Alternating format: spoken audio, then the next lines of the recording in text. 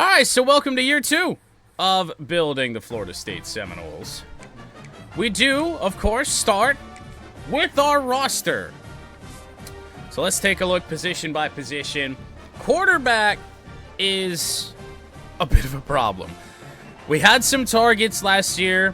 One 5-star who was the best player in the entire country. Obviously, we missed out on that. We had a 4-star that we were looking at. Missed out on him. Had to settle for 3-star Ernest Lindsey, who is just, let's be honest, he's going to be here. He's probably going to be someone we force transfer a little bit later on. So it does look like Tanner Applewhite, redshirt freshman, is going to be the guy. And maybe this is somebody we can build on, although he is a pocket passer, and it's just not something that I want to build this team around. Would like to have some mobility at the quarterback position. We do have a chance in Cam Davis. Junior running back, star development. If he stays for his senior season, I could see that being a massive thing for us, especially if we can get better at quarterback. We shall see. In terms of his backups, we're even still pretty good there. Jalen Glover, Gavin Sawchuk, no complaints on either of those guys. And, I mean, look at that. I mean, top 5 running backs for the team are above 80 overall. Fullback, we have a senior fullback in Ike Copeland, so we'll be looking for one in recruiting this year. Wide receivers, we're still fine. Like, our top 2 are okay in Deuce Robinson and LaWayne McCoy. Then there is a big fall-off down to Javon Boggs. Ciante Stoner, incoming freshman, looks like he's going to get playing time right away. And the thing I noticed looking over this roster from what we did in year 1, I thought we recruited fairly well, but it really all comes down to dev traits, and we just didn't get a lot of good ones, unfortunately. The offensive line is not going to be a strength. Center, I don't know how we overlooked this. I mean, I guess we didn't. We did try and bring in a center, but he starts out at a 67 overall. Now, we could move somebody to that position, but the whole offensive line is bad. So that's going to be a really big problem. James Williams, senior on the left end. Yes, he is. On the left edge, he might be okay. And then, actually, it's going to be a redshirt freshman and star development, Isaiah Gibson, starting over there on the right side. Defensive tackle, we're not great in terms of the future. Big holes to fill on that front this year. I mean, this defense, I don't know how this defense is rated 86 overall. I don't see really anything that tells me that they should be. Outside of maybe corner and Jeremiah Wilson, although he's a senior, and our top 2 starting corners are seniors, and we didn't bring in any incoming freshmen from last year's class, so that could be a bit of an issue in the future, especially if we miss out on all our cornerback targets this year. KJ Kirkland at safety, not great. I guess not terrible either. And I mean, I'm telling you, look, this is just not, it doesn't look like an 86 overall defense. That's why I think that number is still just a bunch of bullshit. No reason for special teams, or at least kicker, in last year's recruiting class. So Jake Weinberg continues on. And then Kirk McChristopher, incoming freshman, is already the best punter on the team. So now we head into recruiting for the first time in Season 2. And we've done it once again. We're going after the top quarterback in the class. Do we have a chance at him? Hard to say. But we do have another backup option. 4-star Dre Teague, who I think we'll have a little bit of a better chance at. And maybe he's going to be our guy. Went a little running back heavy. We have 3 of them. And one of them has us in his top 3 already. And we actually lead, now granted on a 3-star, in Kiki Whiteheart. So we'll at least bring somebody in. Isaiah Honeycutt, our fullback target. Generally not a whole lot of interest in fullbacks, so I don't think it's going to be too much of a problem to get him. Already top of the board on that 4-star receiver. Going to try and get here on Hassan Adebawore. I'm not sure we will. We got a lot of work to do on a good chunk of these guys, but a little bit unorthodox for recruiting. But 800 hours to start with. We did get locked out on Trevor Brown. We saw that in the weekly recap. A little bit unfortunate on that front. So we start out with 27 targets on our board, which is a little heavy, but we're going to do what we can here, okay?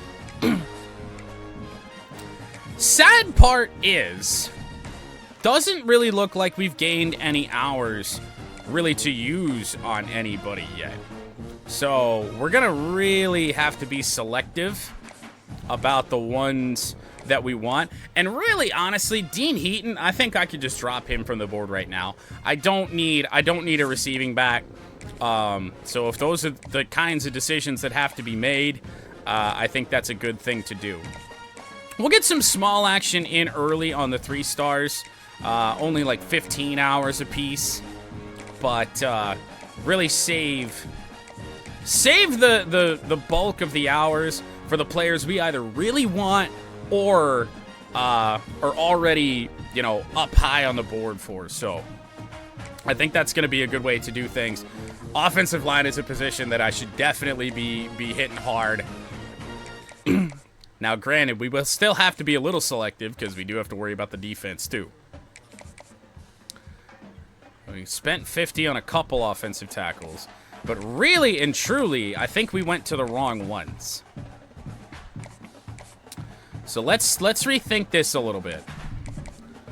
Let's go 25 on Wong, 25 on Ogletree, and then for a guy that we're already inside the top 8 for, I think that's where we spend the 50. And same goes for Uis? I have no idea. Names are tricky. But guys that we have a pretty good chance at, I think we just go right after. And then the ones that it doesn't look super great on, and we just like to do what we can, we'll do that. I am going to try and get this guy really hard. Bret Hart. I'm totally going to drop a T from his name if he does commit, by the way. The Hitman himself. Maurice Stingley, defensive tackle, position of need. Throw that in there. I might even just skip. No, we really shouldn't be skipping 3 stars at all. Especially when we're only spending 15 on all of them. I think we're going to skip these 2 right here for now. Go down here to Gerald Otis. And CJ Winter. And James Terrell. And we don't have enough to spend 50 right now on Lanning. But hopefully we get some early commits from some 3 stars. And we can try and go and get a little bit more on that board. Maybe we drop somebody else. Somebody that we're trying too hard on. That we really don't need to.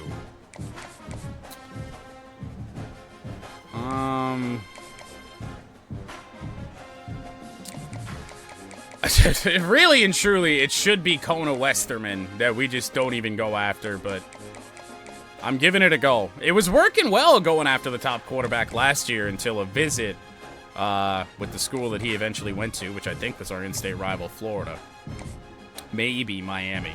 Not sure. Yeah, we're going to have to drop somebody.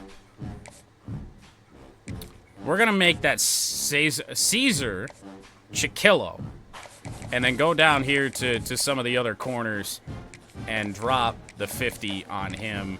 And we'll worry about safety later. If we have to settle for 3 stars there, that's okay.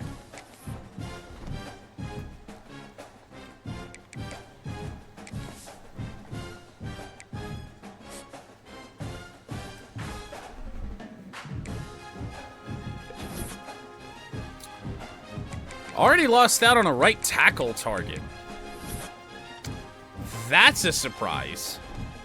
Kind of went pretty hard on the offensive tackles.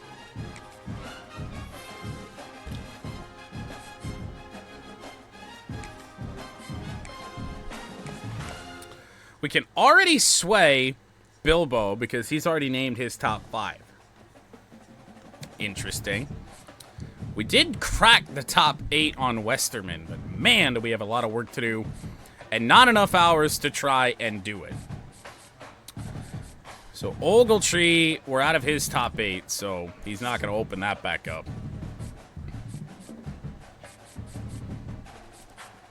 So only 25 hours really to spend on somebody else.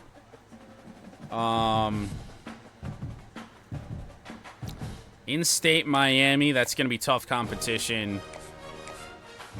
I don't even think Will was really that big of a need. I mean, we have so many needs, but we're going to fill this up with 3 stars later. Trust and believe. So, I think we just drop 25 on Quincy Robbins, the Will linebacker. Max out our hours for the week and go from there. And we are missing out a bit on Chiquillo. We could still, if we get an early commit here, we could come back to him because the main competition right now is Tulane, even though he has offers from Florida, Miami, even Alabama. So if you did forget the schedule, this is what it looks like here for Season 2. And once again, we said this at the end of the last episode, but we're going to do it again. We are doing completely the generated schedules. Problem with that is we had a week 1 bye. So we don't have another bye.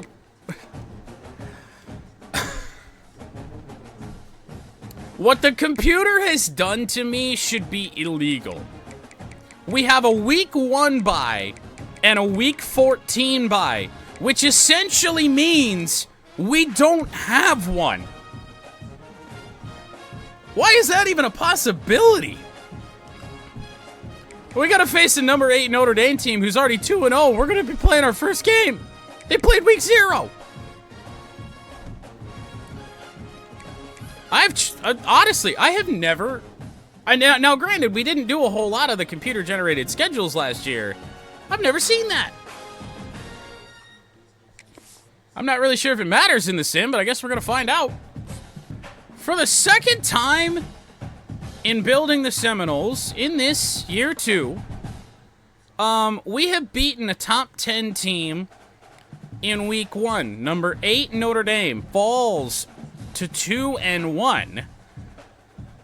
And now we go back to where it all started. Last year, we put the hammer down on Alabama.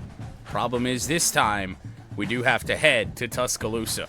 All right, Westerman is looking very, very unlikely. We're going to leave that for now because we do have some hours to go to. I think we're going to need to add another 4-star quarterback target if there are any still remaining. Drop Keaton. And the safety Pippin, we never even really went after. The 3-star safeties are just everywhere.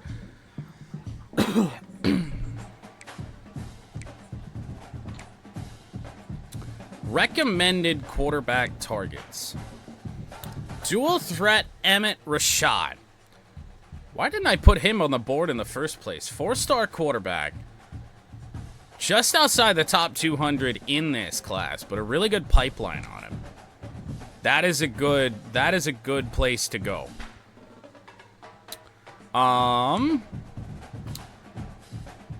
We're gonna fill the running backs out, probably primarily with 3 stars, and go from there. There is a 5-star sitting around here that we are currently second on. What? Athletes do scare me, though. They are so very hit or miss. Kiki Whiteheart was a 3-star. Didn't do anything with Thomas Bayer. Backfield threat. That's not what we need.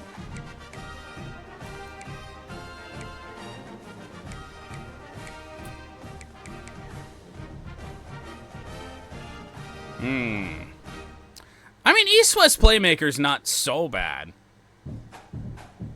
Fuck it. We'll deal with the rest later. And then we'll skip the tackles for now. And then outside linebacker, we'll go over here. Can only add really 2 of them, even though we really should be focusing on safety. So let's add Zaire Hubbard to this board. Or, well, we already got Robbins on our board, and we're leading on him. I like the better pipeline here on Zaire Hubbard, so we'll go with that. And then we're going to find a strong safety. Hopefully there's a 4-star out there.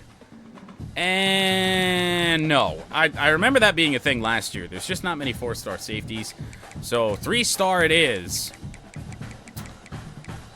Might have to go with Lynn Veal. And hope for the best.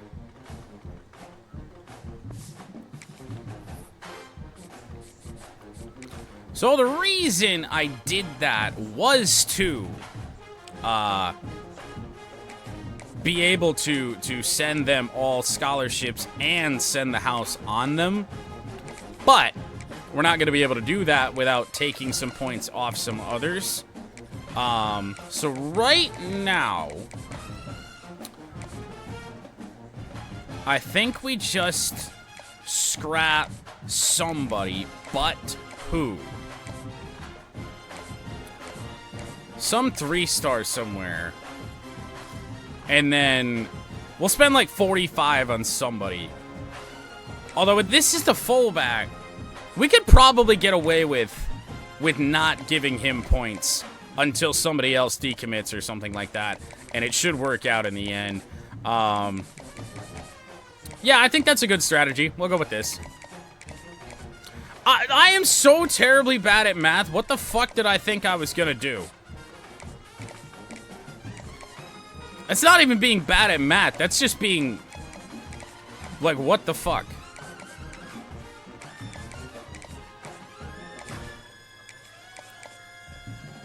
Can't even send that many points, so... I guess. We'll do that. Head back up to the fullback. Give him... 5 hours. Jesus Christ. Lightning cannot strike twice for the Florida State Seminoles in year 2. In fact, this year, we are the ones that get blown out by Alabama. So, a theme developing early on in this dynasty is that as soon as we are ranked, we lose. It has happened every single time. Early start to ACC play, if you will. Kind of. I think there's another non-conference game mixed in here somewhere. Well, I guess it's Florida, so that makes sense to end the year. Fuck it, I don't know. What a weird schedule. I gotta feel like it's only gonna get worse from here, but hopefully we can beat Louisville. Westerman is not looking very promising. 3-star in Kiki Whiteheart is looking good. In fact, we're his only offer right now. Honeycutt still looking fine. Leading on a 4-star receiver, that's good. Wide receiver could be a really good thing for us. Too bad we just won't have a quarterback to throw to him. Not looking very pretty here on Sam Wong, and we definitely should have added more points on him, but I think that's just probably going to be a losing battle, which is really unfortunate because look at our other offensive tackle. He's going to go to Tennessee, and I think we got jumped via visit, so... that really blows. Maybe that visit hasn't even happened yet. We got locked out on Kiki here due to a playing style deal breaker. And you know what? I kind of forgot about the whole deal breaker thing and how you have to kind of focus on the ones that you yourself can control.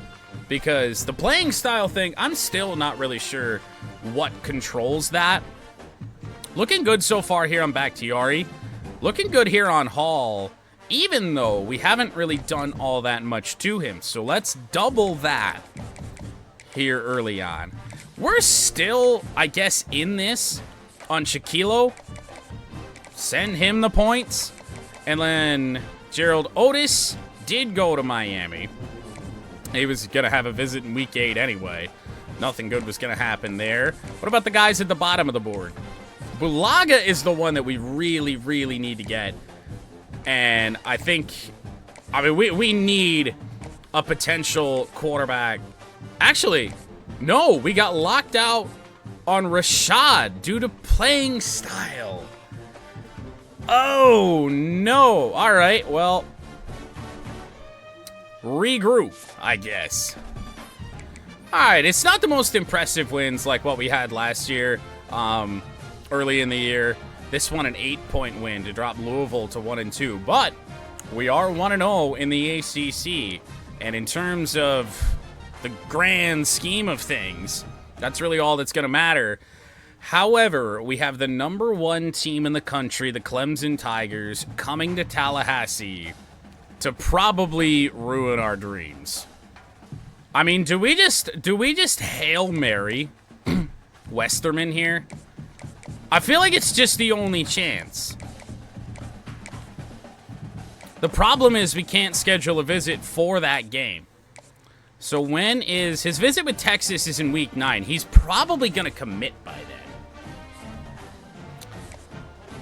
And a visit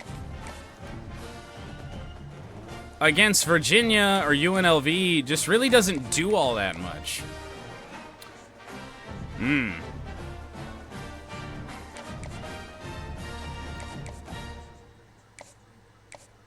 I don't know. It's a Hail Mary. Oh, Jesus, even better. We don't know fucking anything. I mean, do we really want to try and sell him on conference prestige? That seems like a very dumb thing to try and do. Wait. Visits don't take away...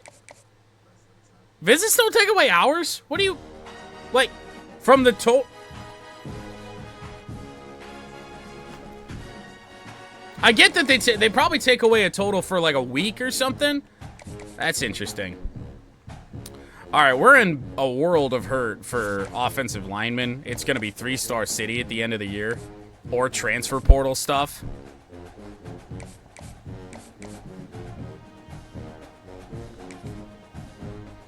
Let's head to the bottom. Ah, 4-star corner Nick Dukes goes elsewhere. We're first on James Terrell. I think we're going to be okay here. I don't think that visit with Florida is going to matter too much. I think he'll commit by then. Lanning. Oh, man, that's so close. However, that is only for his top 3. That might be a problem, but we only have 30 hours spent on him. 50 for you. That should jump us to the top. 5-star in Balaga. Back off that 25. Give him 50. Because he's actually interested. And before Florida gets too aggressive on him, we certainly got to start making moves. Jair Hubbard. Let's just add 15 more. And then drop another 5 on Veal. I didn't expect our first commit of the year to be a 4-star, but it is in CJ Winter. Maybe that's a sign that something good happened in the Clemson game. But, oh, hey, wait. James Terrell, the 4-star corner. Well, this is actually quite the surprise in a loss. LaWayne McCoy earns ACC Offensive Player of the Week with 8 catches, 125 yards, and 2 scores. Close is kind of relative. A 9-point loss. But honestly, against the #1 team in the country, that's not bad for a team I had no expectations for this year. Ah, there's the other non-conference game I was expecting. Coming up next, UNLV. Well, here's the check. He's gonna commit to Texas this week because there's just no way a visit for this game has enough sway. There just is not. If it is, that's great, but I just can't see it happening.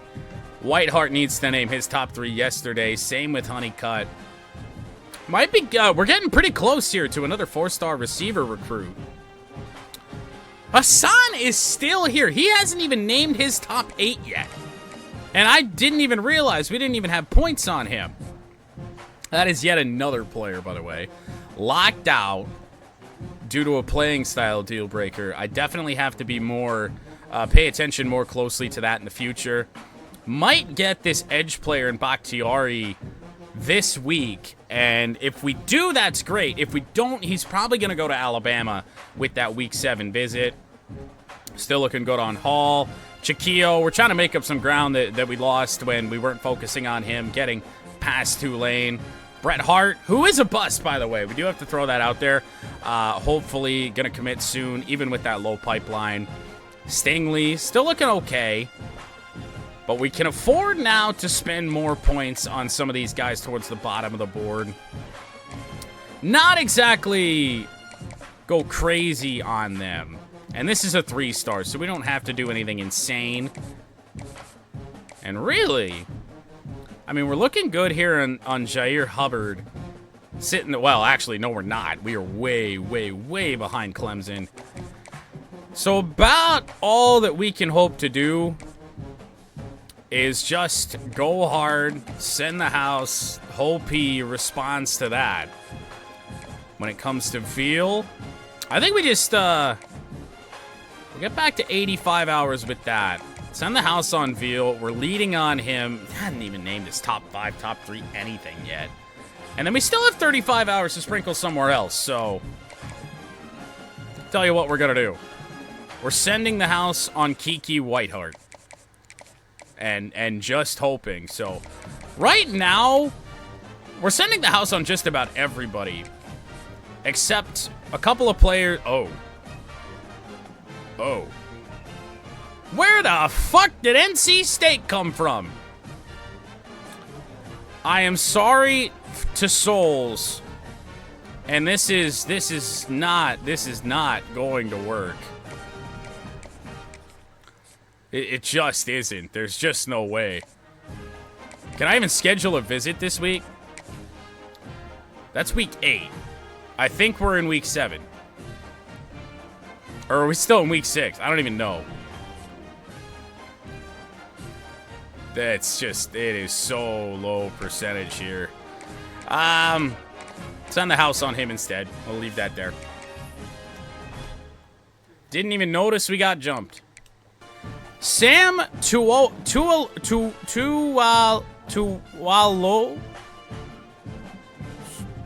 No idea. We'll figure that out as time goes on. 4-star wide receiver commitment. That is it. And we lose out on Westerman, as we expected. I am stunned. This team pulls the rabbit out of the hat so many times. Another top 25 win for Florida State. Knocking Miami outside the top 25. To improve to 500 here for the Seminoles. We take on Virginia from Tallahassee to round out, actually not to round out October, but continue ACC play at the very least. Oh my goodness, those final 2 games look hard as hell. Okay, looking very good on the fullback, Honeycutt. He might commit this week.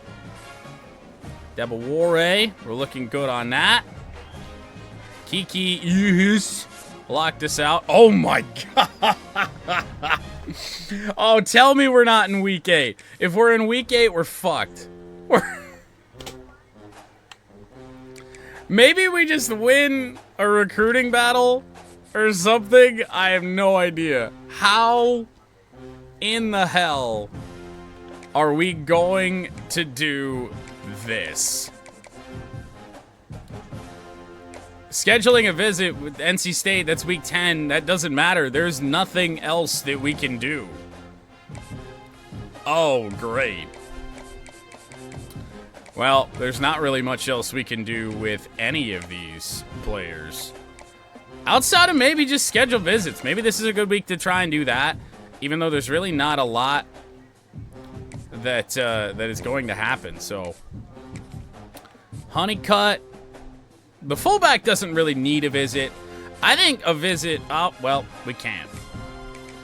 Not with him. But we can schedule a visit with Bakhtiar. That's the one that doesn't matter. Can't do that here.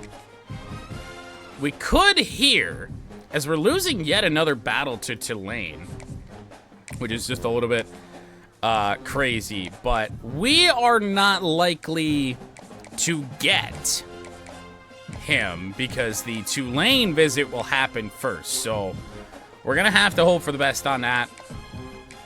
Souls. This is one that we could. I think that's a good decision there. We'll just bring in a shit ton of players this week, I guess. Cares about playing time. A+ grade on that. Easy one to do. Winter, can't visit him, nor you. Charles Lanning. This is another one that is not very likely, simply because their visit happens before ours. Balaga. It's another one we can schedule. Now, we could try and schedule for the SMU game. I don't really know if I like our chances in that. I'm just scheduling all of these at the same time. However, we are going to max out on that eventually, and I think we just did. Veal, he's getting the max. He can also have a visit. I don't really know if that's smart. Now, a loss doesn't hurt us too bad. That is important to know. Conference prestige. And we might have him locked up by that point anyway. Dakota Speed, that's an expensive visit. Looking like brand exposure. Alright, so now, with who's left, after we got locked out on livings, maybe, just maybe, we back off the 25 hours on all of these 3 stars down at the bottom of the list, and then go from there and see. I think we're just short on being able to send the house on all of them, but that's okay. It's going to be more hours than what they were already getting, even with Willie Wilkins. I didn't even realize that I added that name to this board, but we'll do that. Hope to move up on him. Busy week in recruiting, but it almost has to be. I don't know if I've ever had to battle that much for a fullback commit. Isaiah Honeycutt, a little bit late in the year, out of Conway, Arkansas, so our fullback of the future, and the only one on the roster. We also get quarterback Dakota Speed. If we didn't scout him at all, he was our backup quarterback in the recruiting trail this year.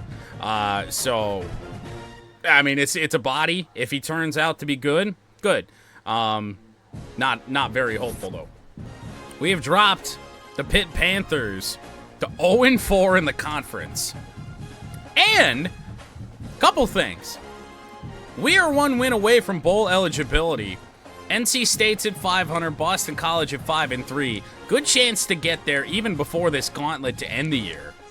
But we have surpassed what I thought realistic win goal was of about 4 games. I think Evo was probably about spot on there in terms of expectations.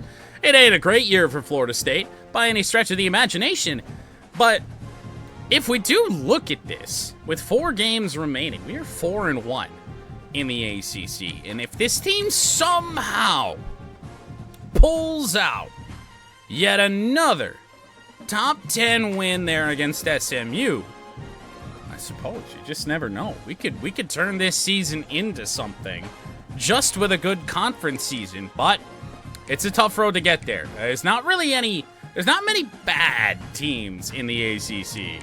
I mean, let's be honest. There's a lot of bad teams in the ACC, but in terms of the conference, it feels like it's the good and then everybody else. And we're kind of in that everybody else category. Kevin Hall to Georgia. It's another edge target that we did not get. Still in that tight battle with Chiquillo. That ain't going to go our way. That Tulane visit beforehand is going to be a problem. Now that I feel like I might know how visits work, maybe we can have an okay recruiting class for once in the future. We do have that 5-star athlete, Marquise Balaga. Really close to naming us in his top 3, and the only other team that's even close is Florida, and we got that visit before them. Number 9 player nationally. Like, what the fuck happened here? Right after that whole spiel about, wow, we're 4-1 in conference. There's a chance really here to do something. Decide to go out and lose to NC State. 23-9. Might be one of our worst games in building the Seminoles so far. 3 more games to get bowl eligible. Don't think we're going to the Duke's Mayo Bowl again, but we can go to some bullshit bowl somewhere. 3-star defensive tackle Sean Souls out of Hollywood, Florida, commits to the Seminoles. We have another commit as well. Carlos Cockrell, another 3-star. So, a very close loss to Boston College, 22-20. That is not good, because now we have to face number 4 SMU. Even though this team does seem to play their best against top 25 schools, we got 2 of them to end the year here. They are both at home. Maybe pull off an upset of SMU, spoil their season. But it's going to be a real fight now to make a bowl game. We were sitting 5-3. Thought it might be a lock with unranked NC State and Boston College coming up. They won. Remember this, that we almost forgot Hassan Adebawore was even on our board for a good chunk of the year. And he does come to Florida State. So yet another 4-star wide receiver. We have 4 of them in the first 2 years. The problem is, we might not have a great quarterback to get them the football. But good wide receivers make a quarterback better, so chance for a decent passing offense. Another commitment to the Seminoles, 3-star safety Linville. That does it. Lose out on Boykins to Alabama, but the offensive tackle recruiting. So our final game of the year, in a year that we didn't have a bye week. Now, we had 2. The problem is that they were week 1 and week 14. So, are they really buys? We have played 12 straight games. And now, I mean, we expected bad anyway. But to play 12 straight and then end the year with a Florida team that's trying to really rebound their season here. 9-2 all of a sudden, back inside the top 10. We have them at home, but we had a SMU at home. And that game wasn't really close. The Mustangs improved to 10-1. Can we take down the Gators for the first time in this dynasty to somehow reach a bowl game? The Florida Gators do it to us. Florida's 2-0 against Florida State since we've taken over. And man, those last 2 games, I think, just show how far of a road we have left to go. We end the season on a 4-game losing streak when we were 5-3, looked like we were going to make a bowl game, and then we don't. We were 4-1 of the conference up until that point, with the 1 loss being to then number 1 Clemson. But I guess you do have to look at some of the losses that we have this year. We beat Notre Dame when they were top 10. We lost to Alabama. They finished the season top 10. Clemson finished the season top 5. UNLV is at least in the top 25. Really, the only bad losses on the year were NC State and Boston College, and then you lose to the number 4 and the number 7. That's a tough schedule. And, I mean, it shows in that combined opponent record, 96-48. This was a really tough schedule for the Seminoles this year, which honestly makes me think that we almost overachieved. Like, that feels like what we did. With how tough the schedule was, in what we expected to be a real down year, I don't know. I'm not even really that upset about it. Alright, well, there's nothing going on our recruiting board right now, so we might as well just head in just right the fuck now, I guess. Quarterback is going to be okay. They actually overshot our target necessarily there on that. The game is telling me that I need another running back. Backfield threat, north-south blocker. Oh, they really went crazy with the archetypes this year. Sean Bigsby, backfield threat. I'm assuming that means essentially receiving back. Not really sure. Elusive bruiser, Kevin Dora. Add him. Offensive tackle, because we lost out on every single one of our offensive tackle targets. I don't think we got a single one. So we'll go, I mean, we're really going to have to recruit. It appears a 2-star here, unless there's a 3-star that is just uncommitted at this point. And I guess it's a good thing that we went in now, because there might not have been that many players left. So, welcome in, I guess. They probably are, after what we did in year one. But again, all those players that we inherited from the portal activity for Florida State the year prior. Of course, that was a good year. RJ Hill. Add a guard. We might even add another guard. Clarence Bullock. Add a couple edge players. Platinum Pipeline. Gotta love the look of that. We've apparently met all the team needs, and that's if we get every single one of these players. They were cheering after the first game, too. How are we already locked out on Cox? Why did it allow me to add him to my board? Not exactly a surprise. Jeremiah Smith, your 2026 Heisman Trophy winner. 131 catches, 1,700 yards, 20 scores. Yeah. Jeremiah Smith might be good at the game known as football. All right, there it is. Hire staff. So let's see who we have here.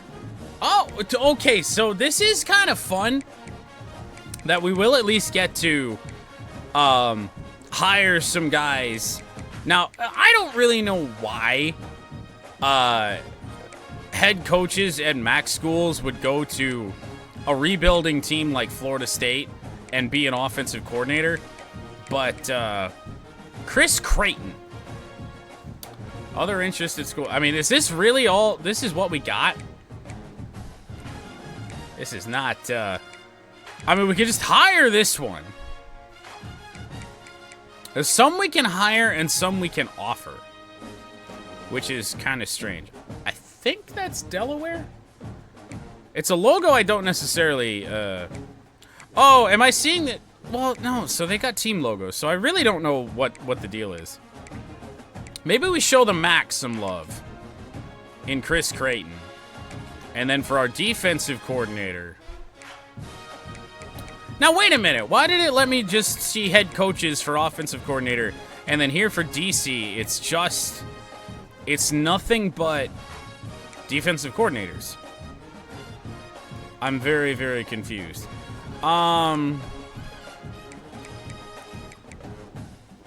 Now, something that it showed us, I think in the main screen last year, is who's a recruiter and who isn't. Danny Meeks is a recruiter, so I'm going to offer him. I'd like to think that we're a better job than Iowa State. We'll hope for the best on those. All right, so Eastern Michigan's head coach Chris Creighton has decided to become our offensive coordinator. To my surprise... Oh, okay, I thought we missed out on that. Danny Meeks, the recruiter, has also agreed to become the defensive coordinator. It's improvement, I think, at least based on grades. You just have to imagine, and we'll see how it turns out here in the next couple years. All right, so your 2026 national champion is the Texas Longhorns. I think? Yes? Yes. Over Oklahoma. So that's a heavy-hitting national championship. Good ratings on that one. We could go through awards. I don't think we're going to do that. A little bit too time-consuming. But Texas wins as the 5 seed. Second straight 5 seed to win the college football playoff. Maybe that'll be our number.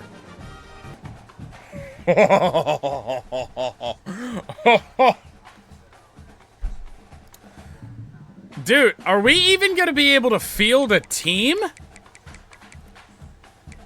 Look at the amount of players that are trying to leave with very low or extremely low chances of persuasion.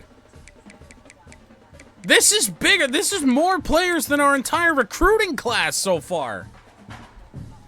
LaWayne McCoy, or actually Cam Davis. This is the thing that makes no sense. I do not understand this. He should have been our starting running back, and he's trying to leave because of playing time?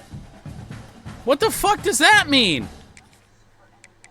Tanner Applewhite, our only chance at having a decent quarterback. He's not staying. Brock Glenn, we might have no quarterbacks on this roster. We're going to have to do so much work in the offseason. Ciante Stoner is already trying to leave. Will we persuade anybody? We are 0 for 4. I feel like we just have to try and persuade the best player available, LaWayne McCoy. This isn't going to work. Oh, it did! We keep one good receiver in LaWayne McCoy. 1 for 5 in persuasions. This team just got ass blasted. Well, we'll go through the draft results first. Jeremiah Wilson drafted in round 2. Deuce Robinson in round 6. And Jalen Glover in round 7. Oh boy. We have so much work to do in the recruiting or in the transfer portal that it is not even funny.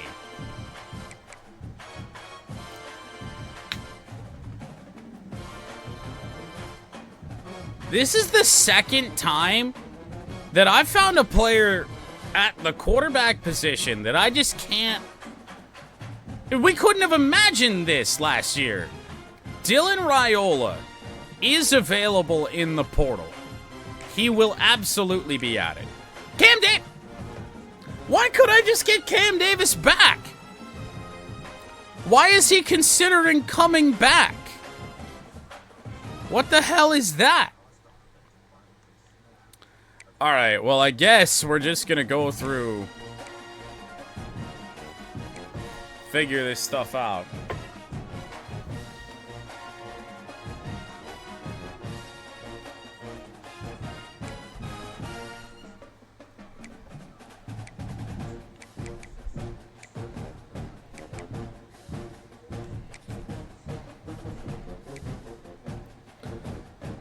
We are overshooting so hard.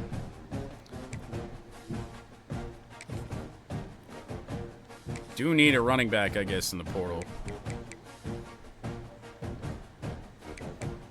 Oh. Oh, that ain't good.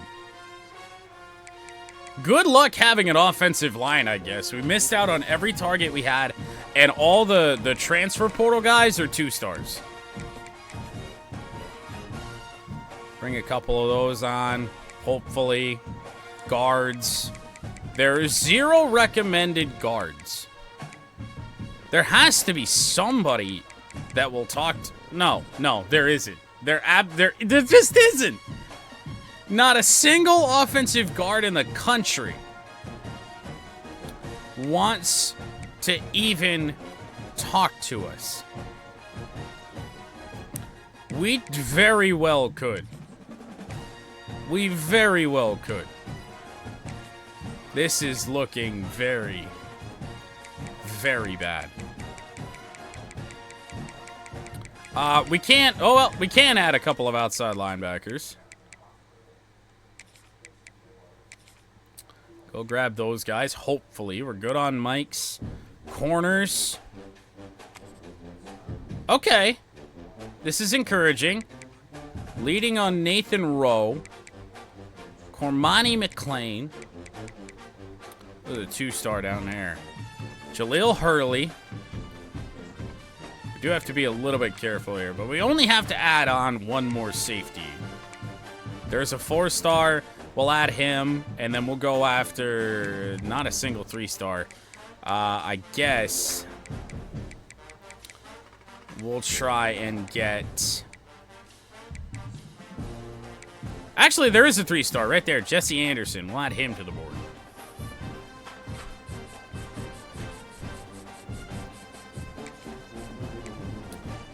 This might be a little tricky.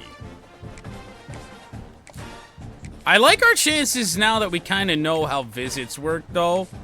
So we're going to have a little bit more of a chance to land somebody big. Because there are hours galore in this stage of the year. And we are definitely going to go after those big names that we saw right off rip. And just hope for the best on them. And if we have to settle for the 3 stars, then it is what it is. 3 stars or 2 stars. We gotta fill this team out. Good night.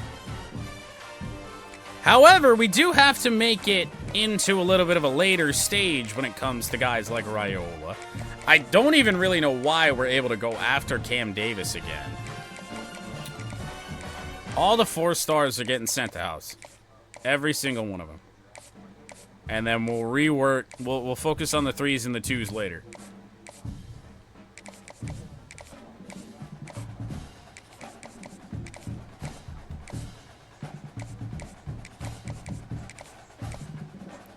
Alright.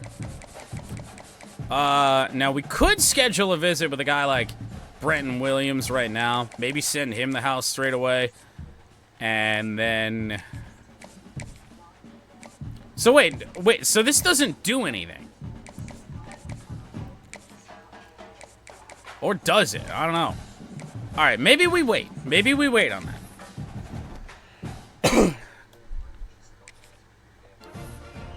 Can we just send the house on everybody? That's probably not very smart. I think we save ourselves the hours and send the 2 stars, especially 25.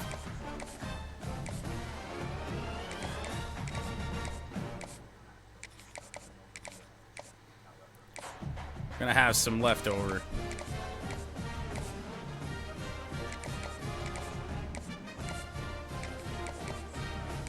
I think we'll be able to afford that. Do that too, just because we need everybody. We need everything.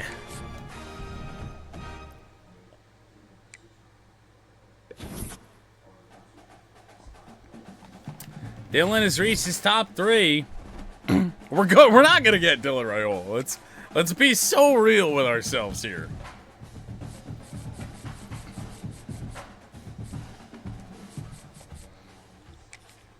Dylan Raiola is flirting with going to Tennessee.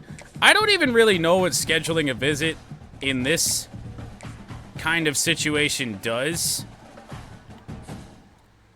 But I feel like we don't really have a choice other than going proximity to home, which is an A- grade, and seeing what it does. I really don't know if that's going to mean much. Do the same thing down here. Maybe we wait on Cam Davis. I can't believe we have an option to get somebody back that we just lost. Probably gonna wait on Gabari Johnson too. Maybe we just take all these other guys, the 2 stars that we need ever so desperately, and send a house on all of them. Just because, I mean, we're in dangerous territory. Well, I actually don't think we can send a house on all of them. So we'll go a little bit more aggressive on some, leave that how it is, and pray. 2-star offensive tackle Paul Trent is committed. The fact that Raiola did not after a visit week is also not very good. Dennis Lafferty, another 2-star. Brenton Williams, a 3-star. It is getting better, but that's it. Did we get locked out? Yes, we did. Alright, so now we might be a little bit boned. Because I don't know, we can't schedule a visit in week 3.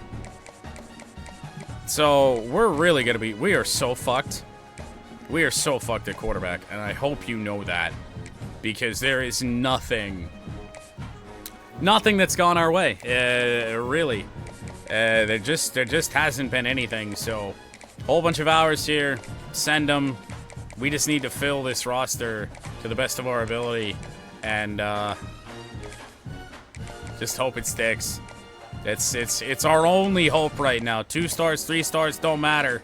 We need commitments, and it doesn't even really matter who, because we were short-handed roster-wise this last year. Just imagine this year, after what we lost at the end of the year, what we lost to graduation, how small our class wound up being with just how limited the hours were. we're in real big danger of being hot ass next year. I think we already were gonna be, but we might like go winless if this continues on. So I'm really not sure how this worked. We somehow managed to land Cam Davis in the transfer portal after Cam Davis left Florida State. Not sure how that worked, but that is a win for us. Another running back, Kamari Moulton out of Fort Lauderdale, has joined. Defensive tackle, 2-star Shakir Urban. Demetrius Lucas, 2-star Will. 2-star Sam Jarvis Johnson. Commits keep coming in. 3-star corner Nathan Rowe. That's a big one. 3-star safety Jesse Anderson. And then we miss out on everybody else, including Jabari Johnson, which means our quarterback situation for this upcoming year might rely on a true freshman who we don't know is any good or not. 2-star right tackle Johnny Harris on board with the Seminoles. 3-star right guard RJ Hill. 2-star Sam linebacker Robert Barnes. We're putting bodies on this team. 3-star right tackle Daryl Colon. 3-star edge Prince Rudder. Well, this is still good. We're adding bodies. Kevin Dora, 3-star running back. Clarence Bullock, Michigan man, right guard. Adds on. And that is the class. We missed out. Oh, wait, Jabari Johnson already locked this out, so I didn't. All right, I'm actually going to end this episode here and do position changes off stream so I can spend a little bit more time with that when I do get that time. And then we'll be back here in a couple days. But, wow. Losing season.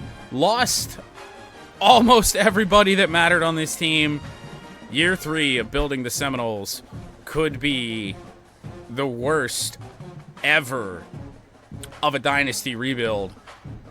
And that's even going back to what we did with Michigan State in some years. Unbelievable how bad recruiting went. All of the big targets that I thought we had out there for ourselves, we just didn't do. But new coaching staff, at least in terms of coordinators, coming in for year 3. So there is some semblance of hope that maybe those are going to be some difference makers for us. Open up some hours so we can spend more on any given position and really start to build this team. Because right now we're going backwards and we're just trying to keep this thing from going into a tailspin, to be honest. But year 2, the downfall we expected. I would say it could only go up from here. That is definitely not true.